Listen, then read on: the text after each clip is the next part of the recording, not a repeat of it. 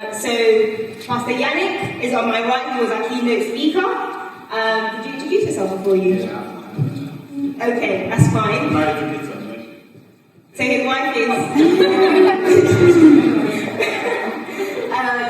then we've got, on the right next to him on my right, we've got Pastor Kinde. Do you want to say?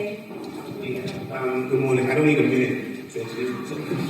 Kinde, my name's pastor at a church in Hackney Evangelical Reformed Church. Very close to, this is amazing. Yeah. Very close to this, about a 5-minute drive, probably less. Married to Nicole, who's not here. We have a son, and she's expecting twins. Yeah, so I'm busy. Okay, and then on my left-hand side here you have Pastor Ryan. If you want to introduce yourself. Hi, I'm Ryan King. I'm pastor of Grace Baptist Church in Wood Green. I'm not originally from here, but I have lived here 16 years, so the edges of my Arkansan accent have not worn off. Hopefully I don't sound too much like Bill Clinton, but it's weird. But it's a pleasure to be here with you guys, and really excited to see this ministry, and hope to get to know you better. Great, and last but not least, we have my Ribeiro, who is last on the left. What did you want to see? Introduce yourself. Okay, so he's currently pastor minister at a set of churches in the east of London within the Methodist Church group. So then I'm going to ask for all three of you, because I think we've had enough time before, Pastor Yannick. Is there anything that you want to add to what was said before we go into the questions from the floor? No? Okay. Okay then, so questions. Anybody have anything that was burning in the group and they want to get off their chest? No, which am I? Okay. Was that you, Jess? I saw your hand up. Yeah, did you? Oh, okay. You're gonna have to project or So I guess one of the questions we had is that God is sovereign in all our actions. Is God therefore responsible for people's evil actions as well? And then I guess a follow-up. I don't know. Yeah. Okay, so for those of you who may not have heard, the question is, if God is ultimately sovereign over the will of man, can we therefore hold him responsible also for evil? I know Robert already talked to me a little bit about that. Does anybody, do you want to start with? Oh, the microphone, about the same one. It depends on what we call evil. We have evil in terms of deviation from God's moral code or expectation. If somebody deviates from the moral path, that's evil. But there are certain things you would call evil which might not be evil. For instance, God sent the flood to destroy the people of Noah, the people of Noah's day. Somebody will stand aside and say, why should God allow this flood to destroy all these people? Why God sent the flood? And somebody might look at what happened to Sodom and Gomorrah and say, why should God allow this fire to burn these people? But God burned them. And somebody might look at how Israel went into captivity in Babylon and got scattered and say, why should God allow this? But God did it. So, we must not be quick to judge. You have to leave things into God's hands. Some things that you see that are so bad, maybe God himself acting. But a deviation, a person's behavior that deviates from the moral code, God is not responsible for it, but God is going to judge us for our wrong deeds. So if a person, but I know where that person is coming from, because he said that the lot is cast into the lap, but God determines it. and a man plans his acts, but God determines what. So if God is the one who determines what man does, then does it mean that what happens is God's responsibility? Well, you see, it's not like he said from the beginning. There is a mystery part. Paul says that in 2 Thessalonians that the mystery of iniquity does work. Iniquity is a mystery. We don't even know where it came from. The Bible says that Lucifer was perfect in his ways until the day iniquity was found in him. And that's about as far as the Bible tells us. We don't know the origin of iniquity. So yes, God is involved in everything. He does not leave anything to chance. Even when men decide to do evil, God knows when and where to intervene, to let things happen the way He wants it, even when men decide to do it. But men are held accountable for deviation from God's moral expectations. Does anybody else want to add any more to that? Just quickly, because I think Yannick might be there. It's a point he emphasized in the sermon, actually. I think that's almost a occurring kind of clarification in the scriptures as far as thinking through how divine sovereignty meets with free will. Is that whatever we say about mystery, whatever we say about the difficulty in thinking through it, we never accuse God of doing evil, more evil, as Pastor was just intimating. And so thinking of James in James 1, whatever you say about temptation, whatever you think of the difficulties of wrestling with trial, and even the bits of resisting sin that are hard to explain, you never say God is the one tempting me. God can't be tempted by evil, doesn't tempt anyone. God is never as it were, he's never the cause of those moral deviations from his law and character. He doesn't do evil, he doesn't inspire evil thoughts, as it were, even though we would say God is sovereign over evil, and whether it's more evil or just evil as far as its calamity. But it's absolutely imperative that as we recognize the holiness of God, we say God is not, if that's what you mean by response, which I guess what you mean, what's God's role in the evil that men do, the sinful deeds that men do, is God can never move anyone to act sinfully. Any additions before we? Just wanted to read a scripture, what the brother was saying about natural disasters and also people committing atrocities. Because the scripture says, does disaster come to a city unless the Lord has done it? And the context is invasion, cities being overrun by invading forces. But why? Why does God permit these things? Why does God even ordain these things? Like it says that Jesus Christ was murdered because of the plan of God. Why? Because people are sinners. And so because people are sinners, God ordains human mechanisms to judge them, to punish them. And because people are sinners, God ordains sinful human mechanisms to bring about the things that actually bring about redemption or salvation. Another question, so I have to try and do, but just piggybacking on what was said, the first question, which was actually our first question, and how to whether to come from, and how do we separate God from the irreverent capacity in James? There is no evil God, neither does he tempt you to fight evil. Now, I've read those in a few places, so as I was speaking to Yannick, I said, when we're talking about determinism and free will, I think it's helpful to unpack what we actually are meaning by these things. So, you have different camps, Smollett, and Calvinism, so called the capitalism, but the point being is that when, from what I know, when the Calvinist speaks about free will or freedom, correct me if I'm wrong, so I don't know if this is your position or not, they're referring to a compatibilist form of human freedom. So within compatibilism, it's God is determining things, but But the term free is not the commonsensical use of the term free. The term free within a compatibilistic framework is as long as you're not being forced by external forces.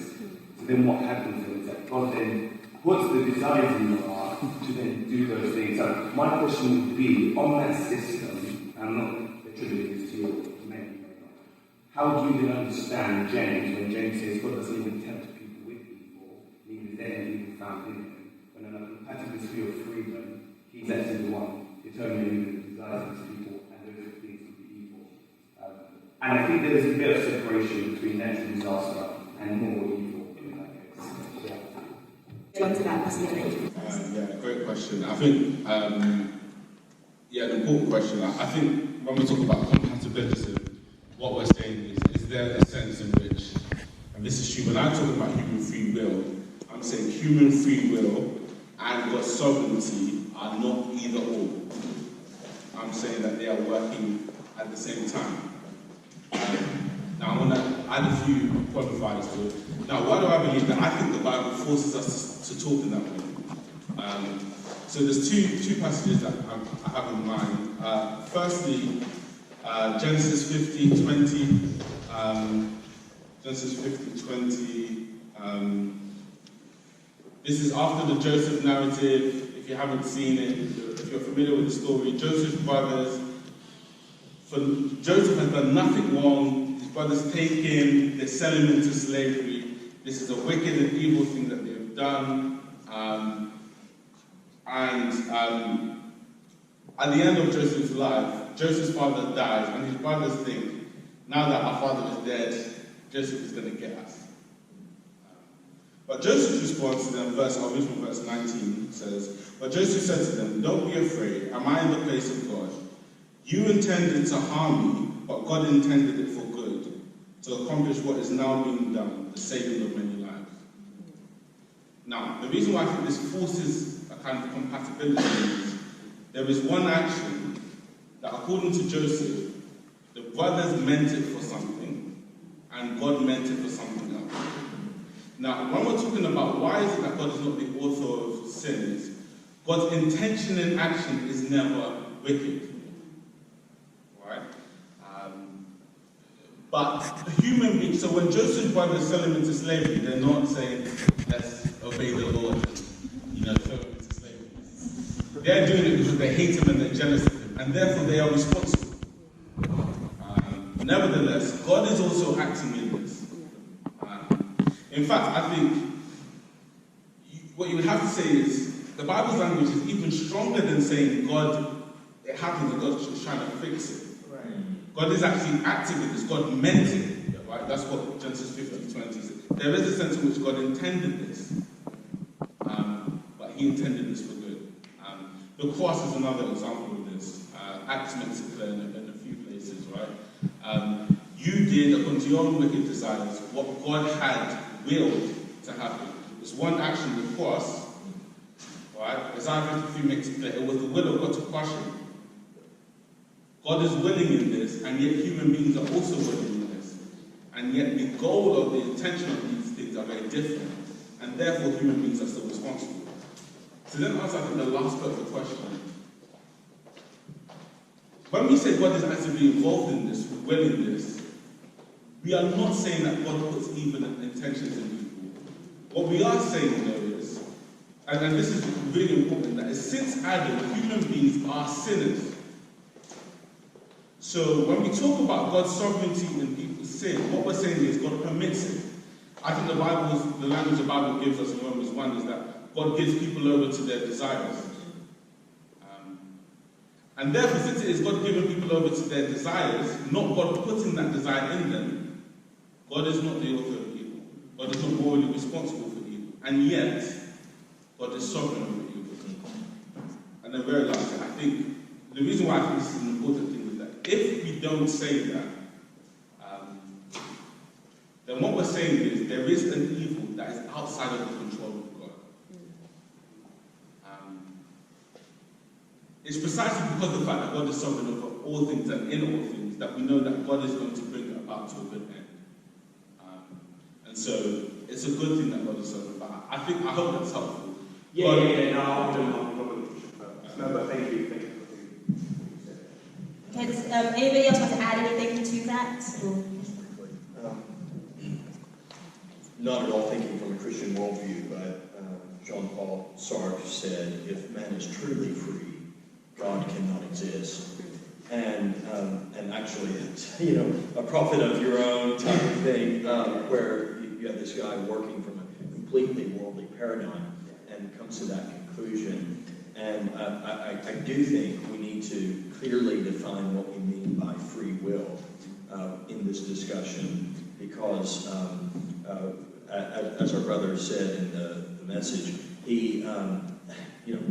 man is inclined to sin. We are dead in our trespasses and sins. We are free dead people. What do free dead people do? They decay. They gravitate to the grave, right? They behave like dead people. And so we, in the deadness of our sins, decadent has multiple layers of meaning, but we live decadent lives. We sin, we rebel. The good things that we do are tainted by the stench of our death. And the good things that we do are God's common grace. And, that, as I said to our group, there are pleasant atheists. There are decent enough atheists. I know some of them. And yet, when you get to know them, they're sinners. And they need a Savior. And so, and just another thing, very briefly, when God created the world even, there are restrictions put in place. Man was free, but God was freer. God said to man, you can eat of any tree in the garden, but not of this one. And so even man at his freest was still bound by God's law, which he freely chose to rebel against, and ever since has freely chosen to rebel against. I just like to add this. A.W. Tozer of blessed memory said that man is free to do whatever he wants to do, but the consequences of the choices he makes are not negotiable. The question was, I don't think there can be any debate about where salvation comes from, which is that it's the grace of God. There's no question. The Bible is very clear about that. But my question is it possible to reject that grace? Absolutely. There are different camps in Christianity. We have the Calvinists and we have the Arminians. The Calvinists will tell you that you can't resist God's grace. The other is Calvinists. Okay? And they have the arguments. I don't buy it. The Arminians will tell you you can resist God's grace. So if you want, it depends on how you look at it. The Calvinist argument will tell you God's grace is irresistible. And some people will tell you that if you're a Christian, the Holy Spirit is in you, you can't resist the Holy Spirit. The Holy Spirit will force you to do what you must do. There are people who argue that way. And others will tell you that you can resist the Holy Spirit and you can believe in the way you want to be. So it depends on which camp you are. I don't think we have enough time to go through the arguments of the Calvinists and the Armenians. But I'm an Armenian. You can resist God's grace. Okay, so... Sorry, as the I'm not going to out you guys, but I'm guessing the brother to my left is maybe outnumbered on this. Sorry, but as someone who doesn't like the name or the label Calvinist, but who would be that if you must. I do believe that there are people who resist the grace of God, because the Bible tells us that. In the book of Acts, Stephen says it right before he stones to death. He says, you resist the will of God. I think sometimes the tools that might have meant something at some time and might still to some people, tuba, for example, might not be particularly helpful, not least because they're extra biblical. And so the phraseology of irresistible grace can be misunderstood and thereby misleading. I believe in the overcoming grace of God, because I believe that those whom God foreknew, that is, those whom God foreloved, He predestined, and those whom God predestined, He chose. And those, get the whole verse, but it ends with the glorification of those whom God loved. And yeah, that's my understanding. I have friends who disagree. Let me talk about foreknowing. God foreknew that Peter would deny Jesus. Doesn't mean that God told Peter to deny Jesus, right? So God foreknew that Adam and Eve would sin, because the Bible says that Christ was slain from the foundation of the world. So the plan of salvation was made from the very foundation of the world. So God foreknew Adam and Eve would sin. Didn't mean that He told them to sin. So foreknowledge does not mean that God tells you to do something, right? I can be standing on top of this building and look at a child crossing the street, and I can tell the speed of the child by my calculations, tell the speed of the car coming, and know that child is going to die. Doesn't mean I killed the child, right? So God's foreknowledge does not mean that He tells us to do the wrong things that we did. Now, when we talk about predestination, again, predestination got to be properly understood. So it depends on how you interpret it. So God, I see that these people, some people will receive the gospel. And I determine that those who receive the gospel, this is what I will do for them. That is what I call predestination. The predestination doesn't mean that God said, you believe, you go to hell. I cannot believe that. Sorry, if I just jump in there. Two things about God's foreknowledge. If I knew that child was going to, if I knew for a certainty that child was going to run to the road, be hit by a car, and I knew that way before the child even got to the street, and so I could have withheld that child, and I didn't do that, you'd hold me responsible. If I planned for the child to go into the street, and that whole scene was in my control, you would hold me responsible. Now, human beings never get to that sort of absolute wisdom and foreknowledge. God absolutely does. So, God's foreknowledge is not some kind of accident, some sort of informed prescience type thing. God just knows stuff. His knowledge is so absolute. Let me make a second point. Second point is, we have to trace, obviously we have to think through the doctrine of God and the attributes of God. But if God is learning things as He goes along, then He's not quite God actually. His knowledge is absolute from eternity. But let me just read a few passages as far as this question is concerned, because it's important. It's just important that we're intensely biblical. John 6 verse 44.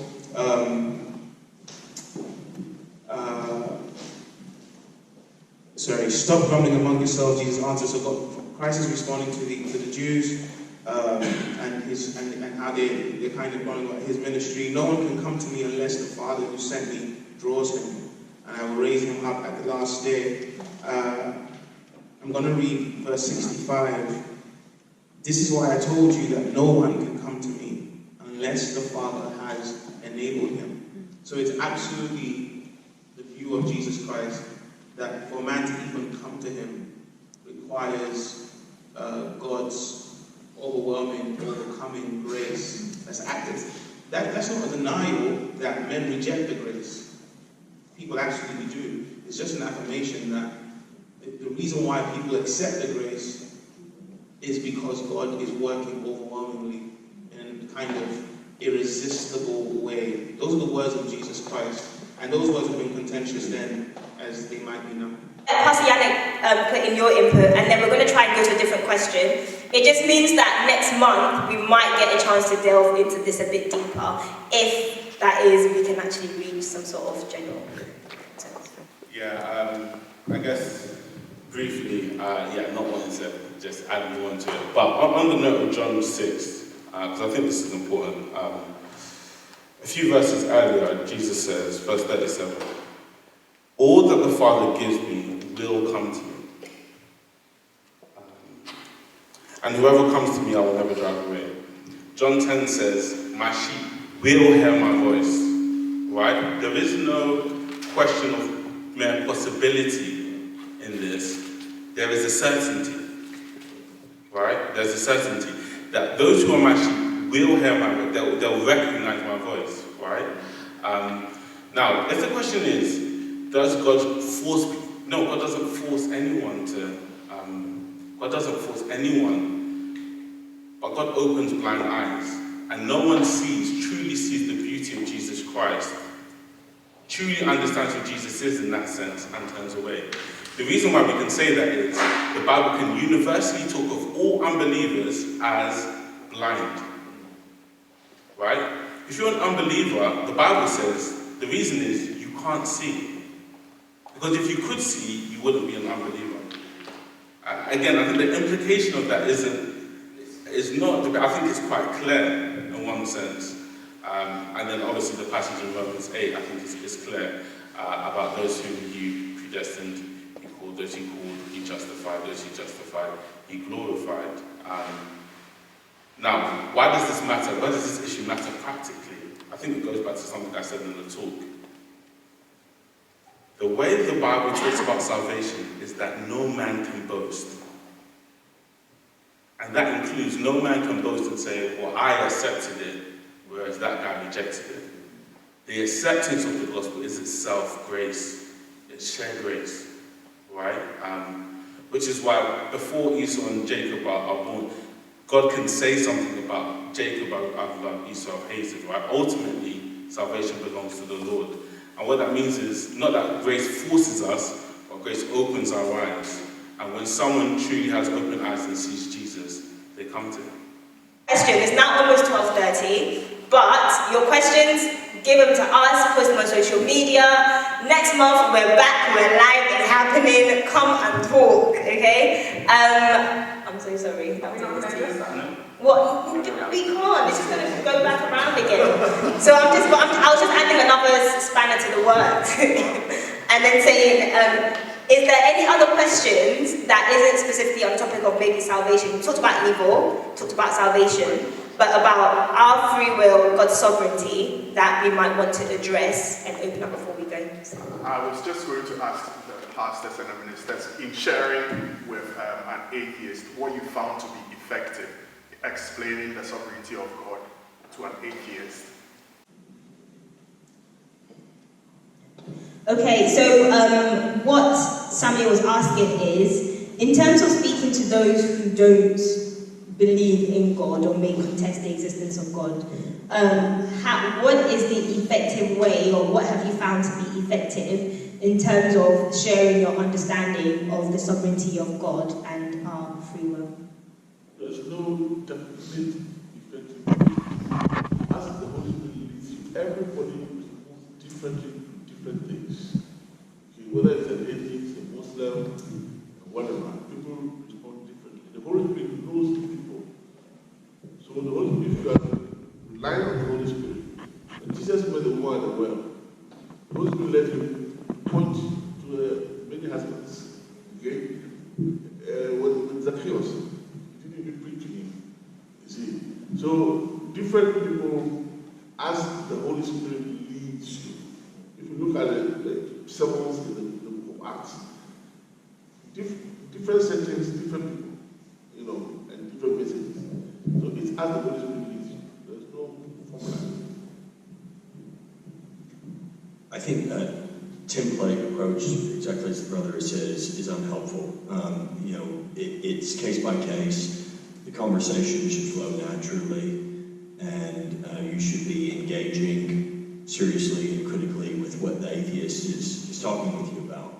In our church, we have a weekly Sunday afternoon outreach and a bi-weekly Tuesday afternoon outreach, one of the busiest high roads in the nation, and engage with a lot of people like this. And it really is case by case. Two things that I might gravitate toward, though, just to give you some ideas. I emphasize the smallness of humanity, the smallness of man in the scheme of a vast, colossal, incomprehensibly massive universe. And yet there is meaning. And unless he's a nihilist as well as an atheist, which often the two do go together, but he will find it uncomfortable to say there is no meaning to life, there is no purpose to life. So engage him from that angle, and the things that he has no explanation for. That science ultimately, as he understands it, stops short. Science means knowledge, and we don't know everything.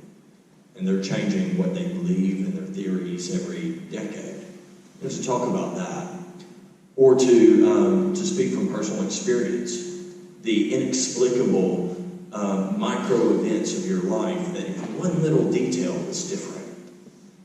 What I often tell them is, we wouldn't be having this conversation if I got up a minute later this morning and I drank tea instead of coffee, and I turned this direction when I was walking up the road instead of that way earlier. Every little thing synced together about this day that resulted in us having this conversation now about God and about His goodness in Jesus Christ. And the bigger things, personal testimony.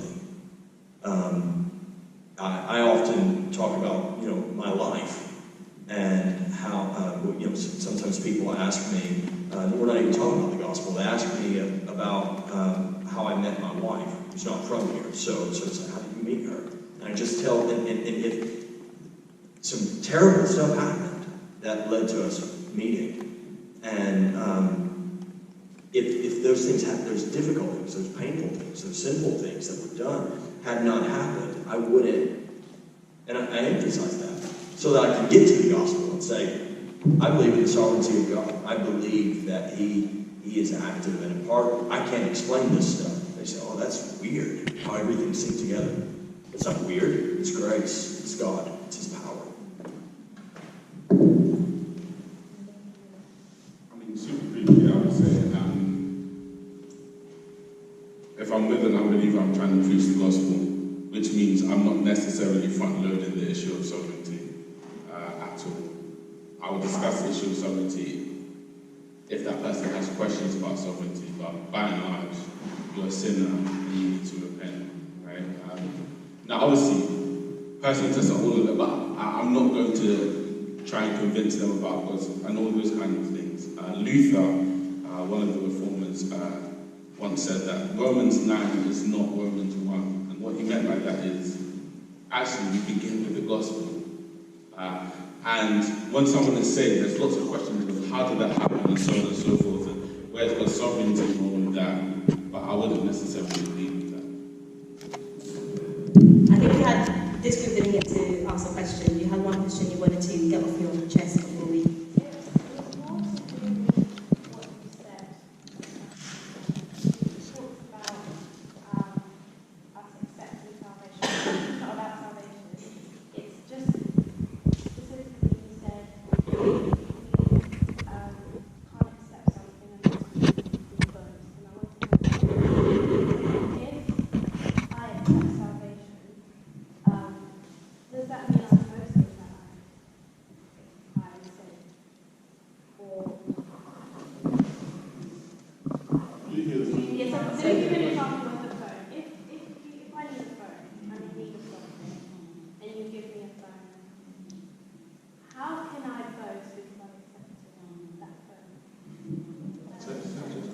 I think what Zeruda is saying is, if it's not by works, so we can boast, but by grace, can I say that the action of accepting that grace classifies as a work in which I can boast? Is that?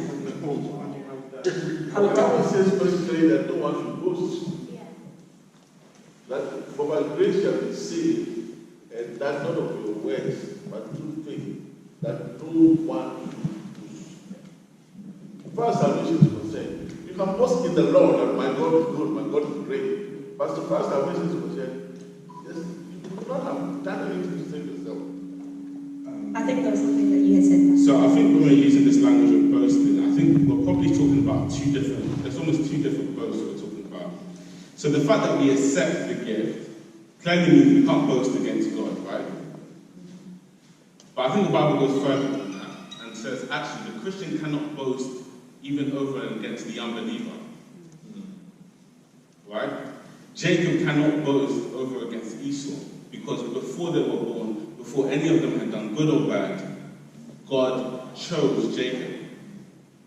And therefore, if we make the critical thing in salvation the fact that we decided and another person didn't decide, you are introducing a boast. Maybe not against God, but a boast against someone else. What you can say is, the reason ultimately I would say is, I took this and you didn't. What the Bible has to say is actually, there is no boasting against God, but actually there is no boasting against one another. On the final day, the difference, the thing that will account for the difference between a believer and an unbeliever is God's grace. So, just add this and say, it's Clarina. Zarina is, sorry.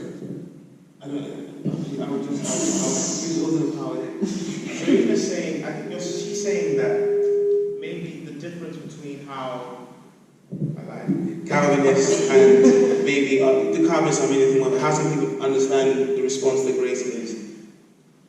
Yannick was teaching today that listen, no matter how free our will is in bondage, we cannot accept the gospel. And if you say that everyone receives the same message, but some people accept it, some reject it. Those who are, if that's what you believe, then those who accept it have grounds to kind of boast. But as Rita was saying, how is that even a ground to boast? Since I'm just accepting something. And so basically saying, there may be nothing wrong with saying that God gives the gospel and the chance. God gives the same chance to everybody to come to Him. And, and those who come to Him and accept Him because of His grace. But that's nothing, and also they make the decision to accept Him, but that's nothing to boast in. I guess what I would say to that though is, the way I mentioned that in the group, the way we accept the gospel is not just as simple as, oh, you need a phone. I need a phone, you give me one, I take it, I'm thankful. To follow your analogy, you have to see your need for the phone and all of this. You have to see the need for communication, all this stuff. And the Bible is saying we're so fundamentally flawed, we don't even see the need for salvation. We don't see the beauty of God. So that accepting God's grace and if I say I accepted God's grace because of something I did, I just accepted God's grace, it would entail a boast. And it's a boast against someone else of saying there was at one level some kind of intrinsic good in me that allowed me to at least see the goodness of God, right? There was just some kind of spiritual opening I had that meant I could at least see how desperately I needed God, and that is grounds to boast. That doesn't make me somewhat better than someone else. So the language of acceptance or receiving in the issue of salvation is loaded, as it were, and it's more than just it's more than just saying I'm in the posture of I'm in a humble posture, so it's nothing to boast in. Because to be in that humble posture is actually requires regeneration, requires spiritual life. And if I work that up in myself, then actually there is something at one level. There's some good in me, and I think that was minded to say today that there's no good, no one. Sorry. So one received because of grace, but then what about the other one? Because I think that the question is then, if God, who we should believe is inherently good and inherently love, should give to one the grace to believe and then to be saved, then the other doesn't because of that grace, and God withholds that grace, then can we not judge God? I think to take it one step back, and I think this is really important when we're talking about this, is to say, ultimately, John received God's justice. Now, the reason why I think this is important is, and the reason why the question of judging God is not actually on the table at all. is that the first thing we have to say is God was under no compulsion to send Jesus Christ. Had God not sent his son to die, no one could say that God was unfair. If we don't start with that, we'll never see grace for what grace is. If we think we have some intrinsic right to salvation, we have completely perverted what the Bible has to say about grace. Grace begins by saying that actually God could be good and just and he would never have had to send Jesus Christ. So the fact that God sends his son to the world is grace. And that means none of us deserve it. Right? None of us deserve it. What does John receive? John receives God's justice for what John himself has done. And remember, God did not make John do anything. Right? What John receives is God's justice. What John receives is God's justice. Now, let me just add one more thing to that.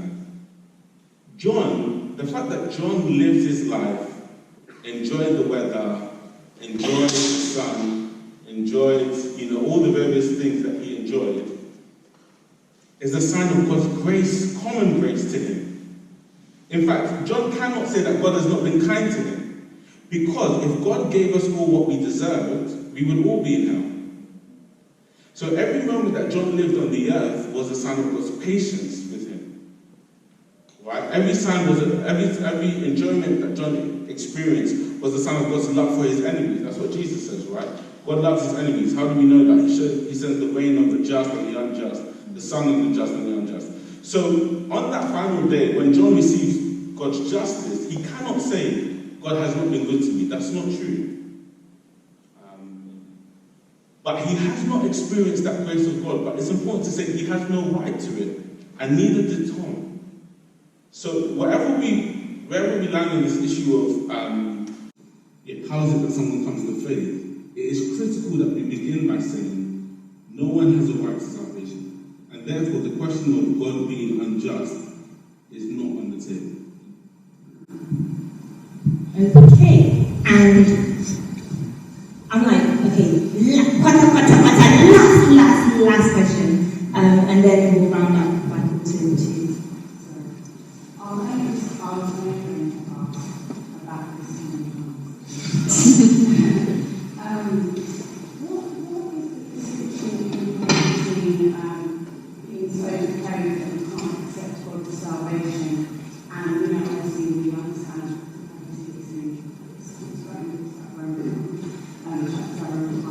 and then this whole idea in the same one that says, they are without excuse because what can be known about God is plain to them because God is shown to them.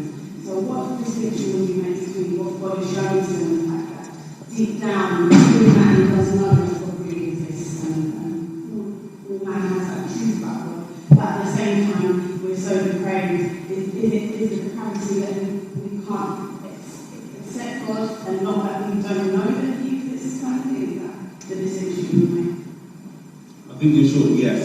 So Romans 1:18 says, the wrath of God is being revealed from heaven against all the godlessness and wickedness of men who suppress the truth by their wickedness. So this is again an issue why no one can claim about God's justice. God's attributes are actually clear. There is a sense in which everyone knows who God is. And yet, there is a sense in which everyone, and this is the key, everyone suppresses that knowledge. To suggest that someone doesn't suppress that knowledge is to say there is someone out there who could be saved apart from Jesus Christ. But the point of Romans 1, 2, and 3 is to get you to the point to say no one is righteous. Not one. All have sinned and fallen short of the glory of God. So, the reason why ultimately people are accountable is that it's not as if God has not been clear. And I think the language of John 3 is really important when we talk about what depravity is. It is not that there is no light, it's that men love darkness rather than light. What human slavery to sin looks like is a love for sin, so much so that we suppress the knowledge of truth. And no one gets out of that situation apart from the grace of God. I mean, the scenario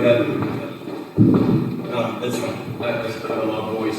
The scenario that's been made of Tom and a John has a biblical counterpart, and it's there in Romans